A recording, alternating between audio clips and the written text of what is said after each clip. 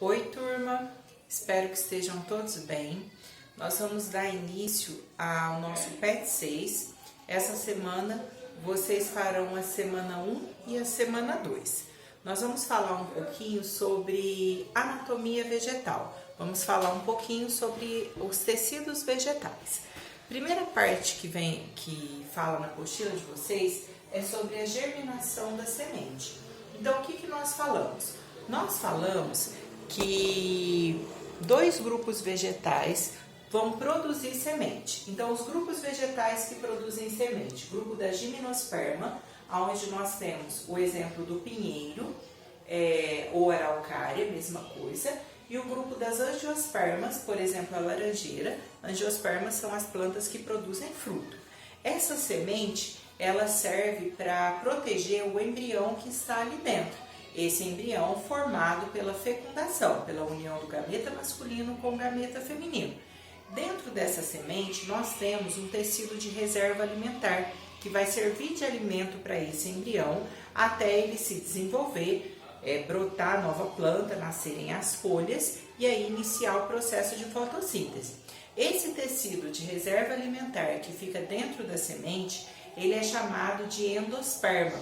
Então, nas gimnospermas, esse endosperma vai ser um endosperma primário, porque vai ser um tecido haploide, um tecido M. No caso das angiospermas, esse endosperma ele vai ser chamado de endosperma secundário, porque ele vai ser um tecido triploide. Ele vai ser formado pela união de um núcleo espermático, que é um gameta masculino, com dois núcleos polares que são encontrados lá dentro do óvulo. Então, juntando aqui, nós temos um núcleo 3Ns, por isso que vai ser um tecido triploide, formado pela união de um núcleo espermático com dois núcleos polares. Aí, olha, essa semente, quando você planta ela, o primeiro processo que vai acontecer é a absorção de água, porque a semente ela tem baixo teor de água. Aí, o que vai acontecer? Quando você faz aquele experimento, quando está começando os estudos lá de colocar a semente do feijão no algodão, o algodão molhado. Por quê? Essa semente, ela vai absorver, né, essa água que está ali no algodão. Passado um tempo, ela vai ficar inchada, pode ver que ela vai ficar mais gordinha, porque o embrião precisa de água para poder se desenvolver. Depois disso, a primeira parte que vai surgir vai ser a radícula, que é a raiz, uma pequena raiz, uma estrutura branquinha que vai surgir, que vai dar origem à raiz primária. Depois da raiz primária é que nós temos a formação da raiz, vamos dizer, definitiva. Na ponta da raiz nós temos a coifa. Então, se aqui eu tenho, olha, plantei a semente, começou a surgir a raiz. Na ponta da raiz tem a coifa. A coifa é uma espécie de capa que vai proteger essa ponta da raiz, porque na ponta da raiz existe um tecido chamado de tecido meristemático, que é um tecido com grande capacidade de reprodução. Então, as células vão reproduzir para proporcionar o crescimento da raiz. Para diminuir esse atrito da raiz, dessa ponta com o solo, e proteger esse tecido meristemático, existe essa capa na ponta, que é chamada de coifa. Depois vai começar a crescer o caule fininho, que nós chamamos de caulículo, e começam a surgir aqui as folhas embrionárias, que são as primeiras folhas que vão surgir. Para que aconteça o desenvolvimento dessa semente, nós precisamos da temperatura, claro que depende do tipo de semente, né? De uma temperatura adequada, e vamos precisar também de um teor de oxigênio adequado para que aconteça o desenvolvimento dessa semente. Então, a germinação da semente é isso, tem que ter absorção de água, vai depender da temperatura do ambiente, né, da temperatura do solo, do teor de oxigênio disponível. O embrião vai se alimentar desse endosperma, que é um tecido de reserva alimentar que está ali dentro da semente. Na gimnosperma, no pinheiro, araucária, o exemplo vai ser, ele vai ser chamado de endosperma primário, um tecido haploide, e na angiosperma é um endosperma secundário, um tecido triploide, formado pela união de um núcleo espermático e dois núcleos polares. Primeira coisa que vai surgir é a radícula, que vai dar origem à raiz primária. Na ponta tem a coifa, que vai proteger essa região, que vai permitir o crescimento. Depois surge o caurículo e as folhas embrionárias. Uma outra coisa importante, quando a planta ela está se desenvolvendo, vamos supor que aqui tenha uma planta, então tem a raiz, né? Aqui nós temos a raiz e aqui a planta que está crescendo. Vamos colocar que ela começou a crescer. Deixa eu só fazer mais fininho aqui. Aí aqui na pontinha está começando a crescer.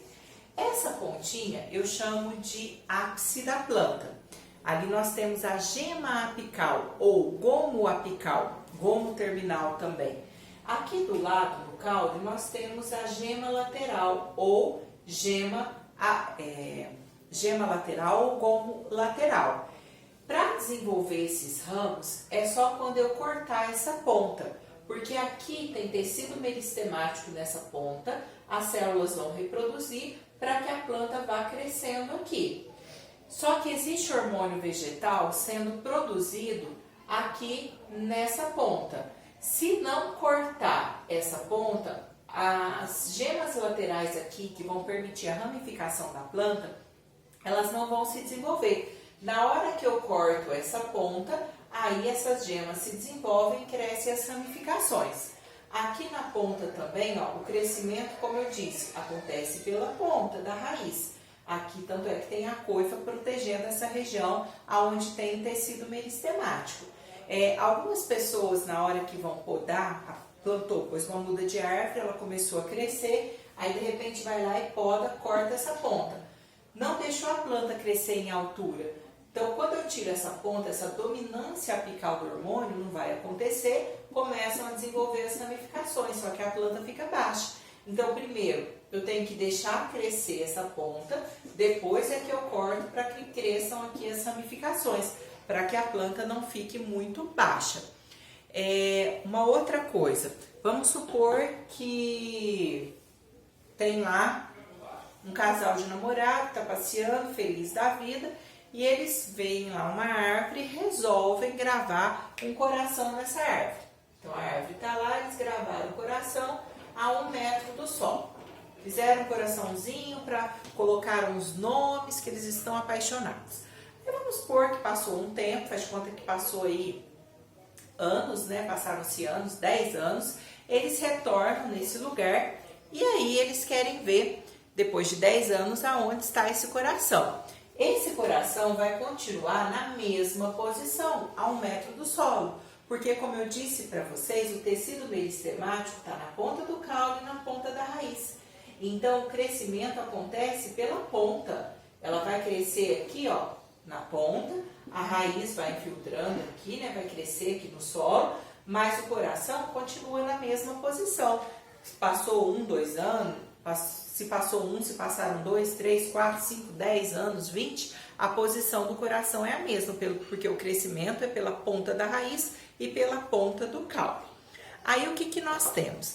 De tecidos vegetais, nós temos os tecidos meristemáticos, que vão ser esses aqui que nós vamos falar, e nós temos os tecidos permanentes. Os tecidos permanentes eu não coloquei, porque nós vamos falar na semana que vem, que corresponde à semana 3 e 4, tá bom? Então, olha, quando eu falo de tecidos meristemáticos podem ser chamados também de meristemas, ou eu chamo de tecidos de formação. As células meristemáticas são células indiferenciadas, são células que não têm uma função definida.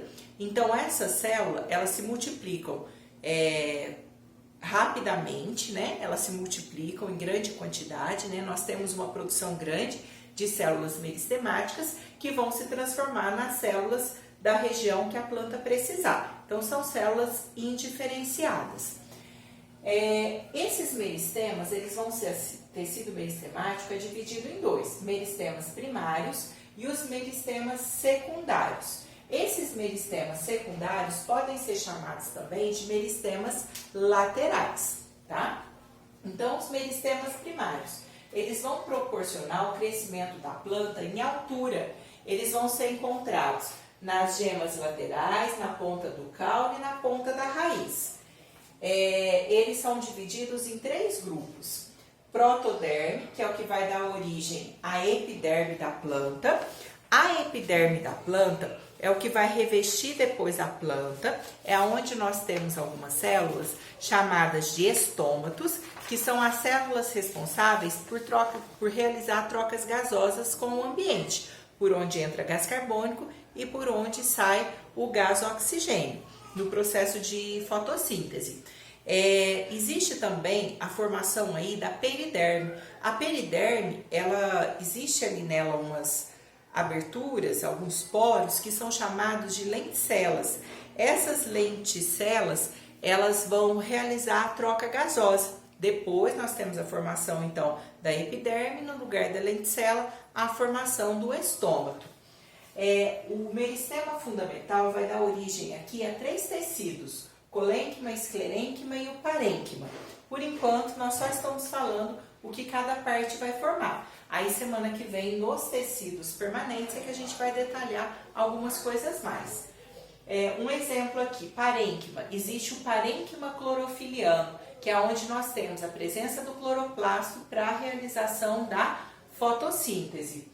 E o procâmbio. O procâmbio vai dar origem a tecidos vasculares primários. São o que? Os vasos condutores. Xilema primário, lembra que nós falamos? O xilema vai transportar o que? Água e sais minerais, da raiz até a folha. E o floema é o que transporta a seiva orgânica. Vai transportar a seiva orgânica da folha até a raiz. Depois, então, o meristema primário proporciona o crescimento em altura. Nós temos protoderme, meristema fundamental e procâmbio. E o meristema secundário, ele vai proporcionar o crescimento em espessura. Então, por exemplo, o alargamento do tronco, né, do caule da planta. Então, esse crescimento em espessura, ele vai ser proporcionado por esse meristema secundário. Como eu disse para vocês, pode ser chamado também de meristema lateral. Nós temos 2 tipos, o câmbio interfascicular ou câmbio vascular, que é o que vai dar origem aos vasos condutores. Tanto é que o procâmbio dá origem a esse câmbio interfascicular, né? O felogênio pode ser chamado também de câmbio da casca. Ele dá origem ao suber, que eu posso chamar de cortiça, que é aquela casca da árvore. Às vezes você chega, se você puxar, você arranca, né, aquela casca da árvore, aquilo lá é o suber. E vai dar origem também a feloderme. Então, o meristema secundário vai proporcionar o crescimento em espessura. Aí nós temos o câmbio interfascicular e o felogênio, que pode ser chamado também de câmbio da casca. Aqui uma outra coisa, quando eu falo das partes que vão formar a planta, lembrar o básico assim, a raiz, ela serve para fixar a planta no solo e absorver água e sais minerais. O caule, ele serve para sustentar a planta e permitir o transporte da seiva. A seiva, o xilema que está passando ali, vai levar a seiva bruta, a água e sais minerais da raiz até a folha. E ali dentro passa também o floema, que vai transportar o alimento, a matéria orgânica da folha até a raiz. E as folhas, quando eu falo de uma folha, a folha é considerada o órgão sede para a realização da fotossíntese, tá bom? Bom, vamos para a resolução dos exercícios. No formulário de vocês eu coloquei na sequência todos os exercícios, tá bom? Continuei a numeração. Então vamos lá.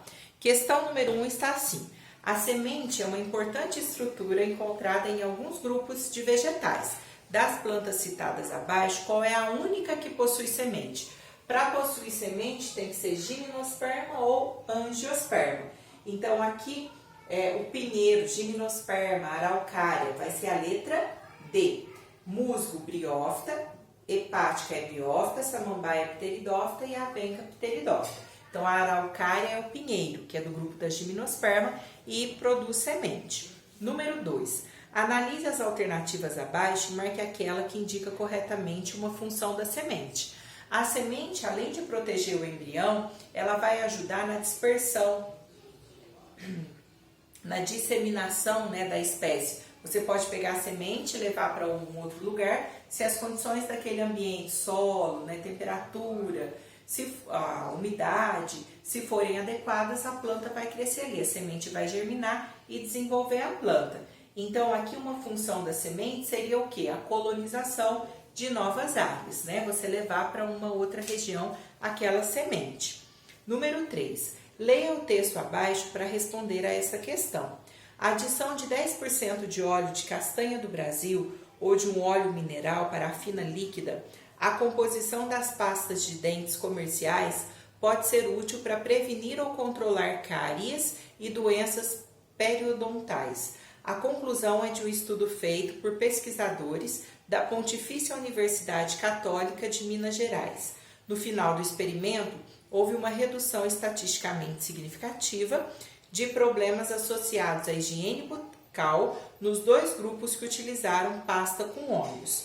Com a modificação na composição, o dentifrício parece ser mais eficiente no controle das bactérias. O óleo da castanha do Brasil é extraído do endosperma das sementes, um tecido que acumula frequentemente grandes quantidades de nutrientes. Esse tecido origina-se. Nós falamos que o endosperma vai ser formado pela união de um núcleo espermático ou uma célula espermática com dois núcleos polares. Então, o núcleo espermático ou célula espermática com dois núcleos polares vai então formar um tecido triploide. Então, a alternativa é a letra B. Essa foi a questão número 3. Aí, na continuação, questão número 4. Questão número 4 está falando assim, olha. Os meristemas primários, então, meristemas primários, tá ao contrário, né? Procâmbio, meristema fundamental e protoderme originam, respectivamente, os seguintes tecidos vegetais. Tecidos vasculares primários xilema e floema primários, parênquima, colênquima e esclerênquima e depois a epiderme. Alternativa, letra D. Número 2. O meristema é um tecido... número 2 não, vai ser número 5. Número 5. O meristema é um tecido vegetal cujas células possuem alta capacidade de se dividir, dando origem aos diversos tecidos vegetais.